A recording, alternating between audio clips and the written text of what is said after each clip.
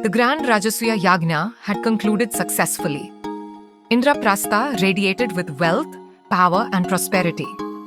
As the celebration simmered down, Krishna approached Yudhishthira, who sat majestically on his throne. Krishna's gaze was firm, but compassionate. Krishna, Yudhishthira, you have now attained the title of the Emperor of Kings.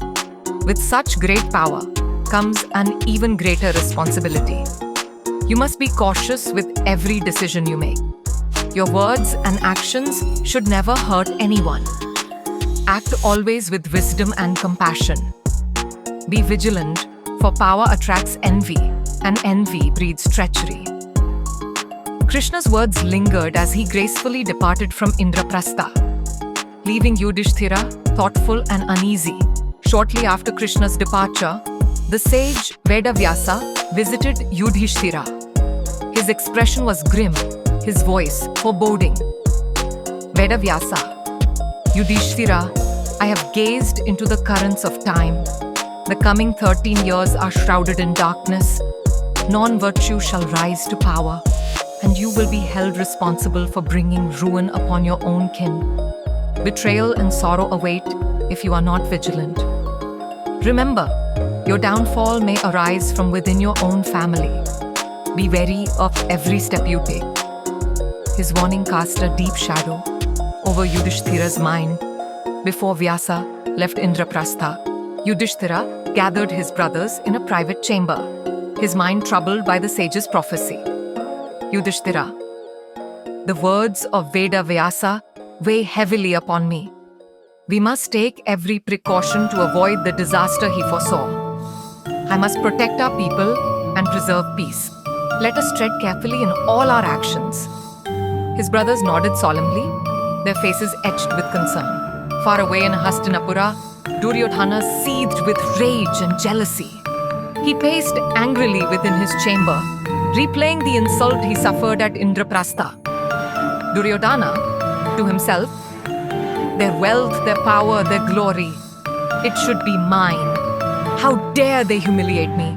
Indraprastha's splendor must belong to me alone. His hatred grew, feeding his desire for revenge. Shakuni entered the chamber, his sharp eyes noticing Duryodhana's distress. His voice carried a hint of mocking concern. Shakuni, why are you so troubled, my dear nephew? Why let anger consume you so? Duryodhana looked up, his eyes blazing with fury. Duryodhana's frustration spilled out like molten lava. His voice was thick with bitterness and longing. Duryodhana, you know the humiliation I suffered in Indraprastha? They flaunted their wealth and power before me. They laughed at me. Everything they possess, Indraprastha's riches, its land, its jewels, it all should belong to me. I will not rest until I make it mine. His words echoed in the chamber, his thirst for revenge growing stronger by the moment. Shakuni's eyes gleamed with wicked cunning. His voice dropped to a conspiratorial whisper, each word laced with malice. Shakuni, Duryodhana, war against the Pandavas would be a fool's move. They are powerful, having defeated Jarasandha and Shishupala. However, there is another way, far simpler and far more effective. Yudhishthira, your greatest enemy has one fatal flaw, his fondness for the dice game. He raised a pair of dice between his fingers, their smooth surface gleaming wickedly. Shakuni, these dice obey my will. Through them, we shall strip the Pandavas of everything. Indraprastha shall fall into your hands without a single drop of blood spilled. Duryodhana's anger turned into a malicious grin, his eyes bright with anticipation. Duryodhana, this plan is perfect. They will lose everything to us in the dice game. Indraprastha will belong to me. Make the preparations, uncle. Let us begin immediately. The cruelty of the plan filled him with unholy delight, his mind fixated on the downfall of the Pandavas. Shakuni's smile faded into a cautious frown.